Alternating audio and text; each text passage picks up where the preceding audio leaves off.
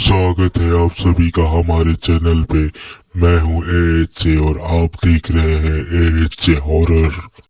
ऐसी ही खौफनाक कहानी सुनने के लिए सब्सक्राइब कीजिए हमारे चैनल AHJ हॉरर को और बेल नोटिफिकेशन ऑन करें।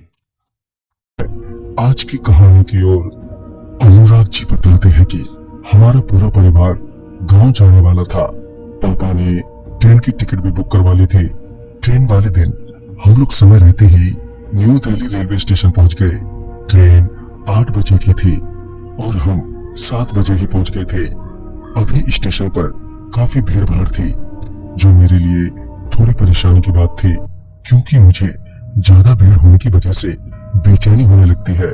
फिर जब 1 घंटे के बाद ट्रेन आई तो ट्रेन में भी और ज्यादा भीड़ हो गई, जिससे मेरी प्रॉब्लम कम होने की जगह और भी बढ़ गई थी।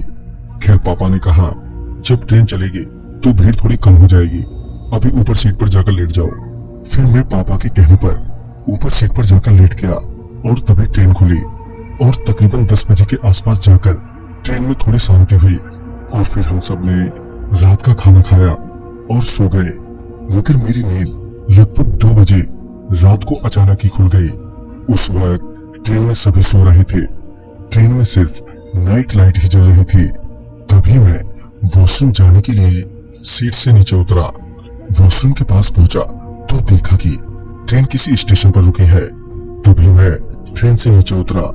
स्टेशन पर काफी अंधेरा था, मगर काफी लोग चल फिर रहे थे। बाहर हवा भी काफी अच्छी चल रही थी, तो मैं भी वहीं स्टेशन पर टहलने लगा। इसी बीच मेरी नजर एक लड़की पर पड़ी, जो मेरे को ही घूरे जा रही थी। पहले तो मैंने उसे इग्नोर कर दिया, मगर फिर वो मेरे पीछे पीछे आने लगी। मुझे लगा कि शायद वो मेरे से दोस्ती करना चाहती है, मगर मेरी हिम्मत नहीं हो पा रही थी कि मैं उसे टोकूं। फिर वही मुझे आवाज देते हुए बोली, सुनो जरा। मैं तुरंत ही रुका और उसकी ओर देखते हुए बोला, जी आप इसी ट्रेन से जा रही हैं क्या? इस पर वो बोली, हाँ मगर मुझे यहीं उतरना था, मगर रात होने के कारण मुझे अकेले थोड़ा डर लग रहा है। क्या आप मुझे स्टेशन के बाहर तक छोड़ देंगे? इस पर मैंने बोला, हाँ क्यों नहीं। मगर मुझे भी उस स्टेशन पर थोड़ा डर लग रहा था, मगर वहां घूम रहे लोगों को देखकर मुझे लगा कि ट्रेन यहाँ देर तक रुकेगी। इतने में मैं इस लड़की को स्टेशन के बाहर छोड़कर वापस चला आऊंगा और क्या पता मेरी दोस्ती भी हो जाए इसी बहाने। हम दोनों स्टेशन से बाहर जा ही रहे थे कि उस लड़की ने मेरे कंधे पर अपना एक हाथ रख दिया। मुझे कुछ समझ नहीं आ रहा था कि मैं कैसे रिएक्ट करूं, मगर जब मैंने उसके चेहरे की ओर देखा तो मेरे पांव एकदम से कपकपाने लगे, क्योंकि उसका चेहरा खून से सना हुआ था। उसका एक हाथ आधा कटा हुआ था। उस वक्त मेरे मुंह से एक बार ही जोर की चीख निकली और फिर मेरी आवाज एकदम से बैठ गई, क्योंकि तभी उस लड़की ने मेरी गर्दन में अपने लंबे लंबे नुकीले नाखून घुसा दिए थे और मैंने देखा कि वो स्टेशन अचानक ही सुनसान हो गया है। मैं अपने घुटनों के बल नीचे बैठ गया। वो धीरे धीरे मेरा गला दबाने लगी। मेरी सांस अब उखड़ने लगी थी।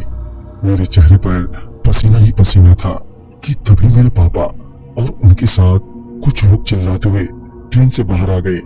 उनके चिल्लाते ही वो लड़की एकदम से हवा में गायब हो गई, मगर मैं काफी जख्मी हो चुका था। मेरी गर्दन से खून बह रहा था, जो कि बंद ही नहीं हो रहा था।